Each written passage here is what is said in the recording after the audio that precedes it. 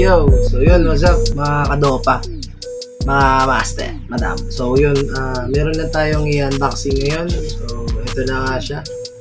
So shoutout sa number 1, right? So number 1, thanks. So yun, ito nga pala yung hindi ko na paliligoy-ligoy, no? So ito pala yung Poco X6 Pro 5G. Tama, 5G. Poco X6 Pro 5G. So, yun. Check natin, no? So, tara.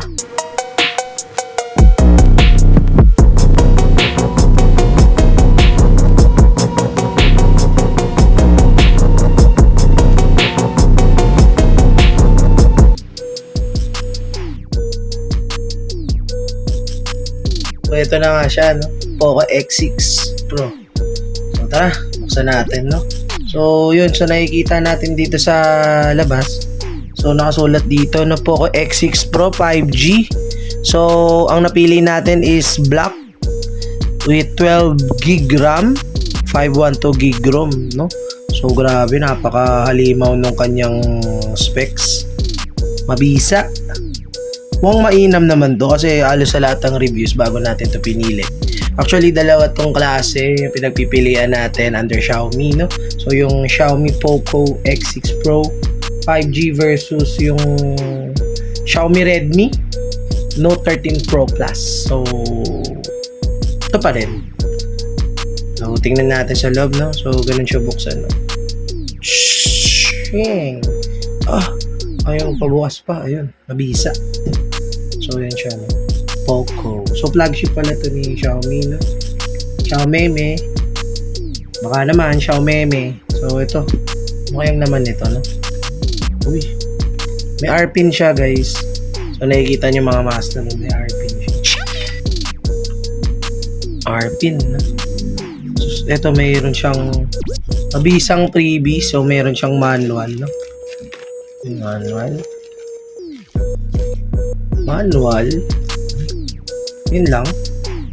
Start guide daw. Quick start guide. Tsaka Poco X6 safety information. Ayan, dito lang siya. So yun kagad yung makikita nyo pagkabukas. Yung mga user EMI guides. Yan. So yun lang naman siya. Wala namang ganong mabisa.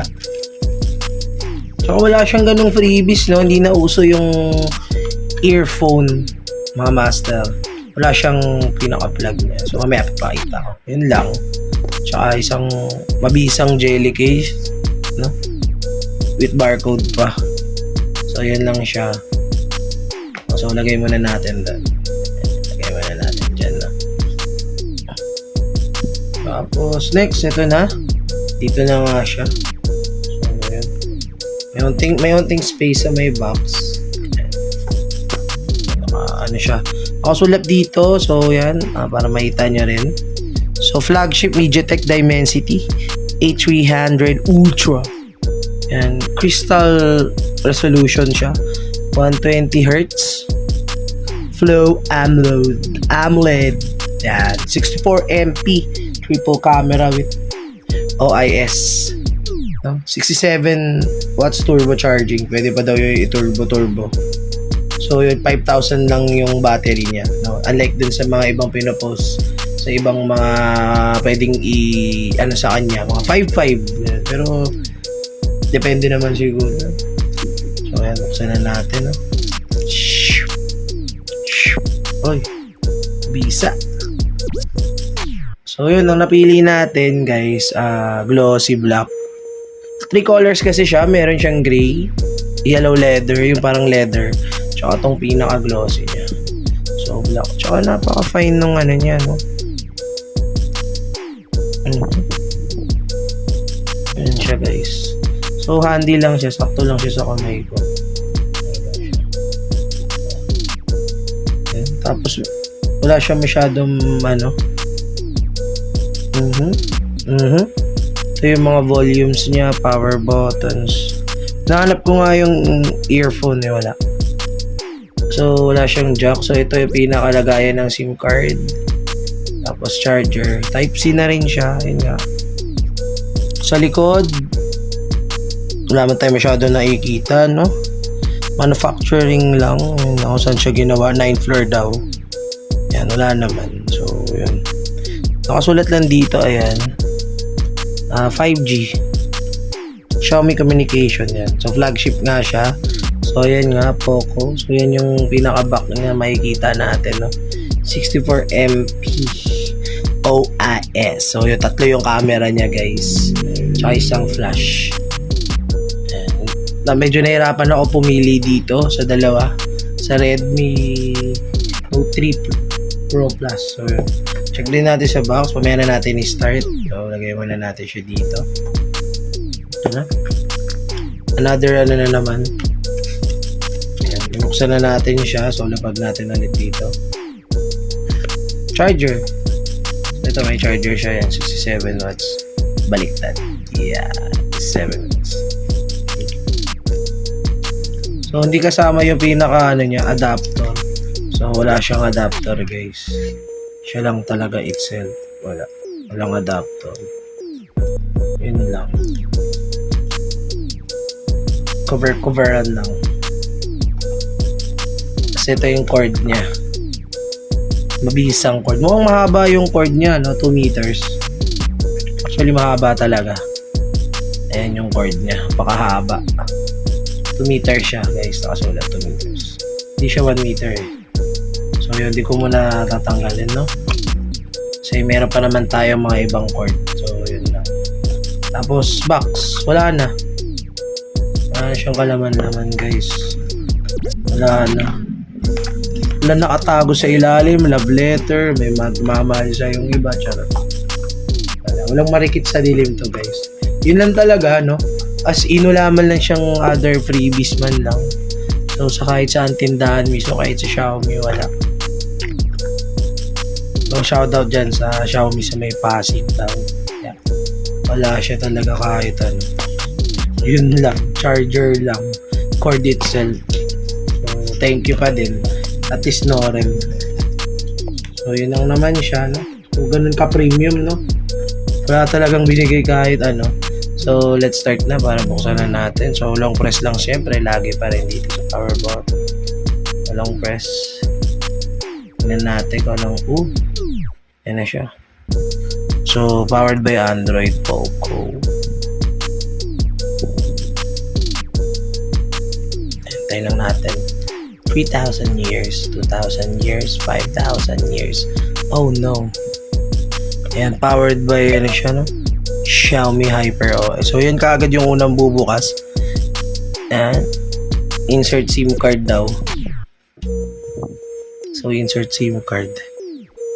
So, yun. Connect to network. So, yun. Skip muna natin lahat. Google service and more. So, yan kaagad yung unang lalabas. So, accept lang natin. Saka na natin siya siguro lagyan ng mga ganyan. So, check na muna natin yung getting phone and locations and data experience personalize. So, yun. Yan lang yung ano niya. MC Sans recommended. Sige, MC Sans lang natin. Pero maganda sana. Kaso may fan kasi ako ng mga maliliit eh. Yan yung default. So, ito na lang. Recommended daw. Set up your screen lock. Agree lang. So, accept 2 weeks. Yun lang. So, ano yung classic? Application drawer siya. So, yung classic, yung parang nandun lang lahat sa home. So, medyo boring ako sa ganyan. So, ganito ako. Sanay ako sa ganyan. So, ayan na siya. Xiaomi Hyper OS. Preparing the system. Ayan. Setup complete. Yun na siya. So, yun lang. Alas 3 pa daw yung oras siya dito. So, ganyan lang siya. So, napaka-responsive niya. No? So, check natin yung camera syempre. Number 1. No? Yun siya. So, sa nakikita natin siya. So, yan yung mga nakikita. No?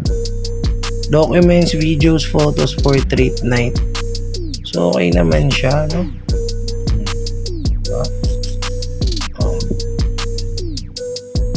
Oh. Swipe down to see the menu. So, ang dami niya pala guys, no? Dahil pagpipilian ng mga settings. Maganda talaga pag gumagamit ka ng manual, mas natitimpla mo yung mga shutter speed, ganun. So, yun siguro, auto na lang natin yung flash, no? So, HDR. So, lagi naman nating inaano yan. Aspect ratio. So, okay na siguro yan, no? May widescreen siya, guys. So, yun lang naman. Hindi naman tayo masyado maano sa camera. As long as doon tayo sa may video. So, pinakamabisa. Guys, hindi pala siya 0.5, no? So, makikita nyo, 0.6 siya. Ayan, 0.6. 0.1, 2. So, ganun siya. So, check natin yung video, no? So, may HDR pa rin sa video. 4K, guys. Oh, 4K. Oh, 720. 1080. Siyempre, 4K na tayo na. So, ano itong isa? So, yun lang siya. So, flash natin. Flash off, flash always. So, dalawa lang pagpipilian. So, yun lang naman siya. Tignan natin kung may ultra stable. So, ayun na yung video natin na naka 4K na siya. Meron tayong steady video. Pero pag steady video, lumalapit siya, no? Siguro i-point, point mo na lang siguro siya. On pa rin siya. Pag HDR na siya tsaka steady yun, nagkakaroon ng pagbabago. So, pwede tayo mag 60 FPS siya. So, yun. So, yun lang naman siya, no? Tinangan natin yung steady kung ano yung effect niya. Ayun.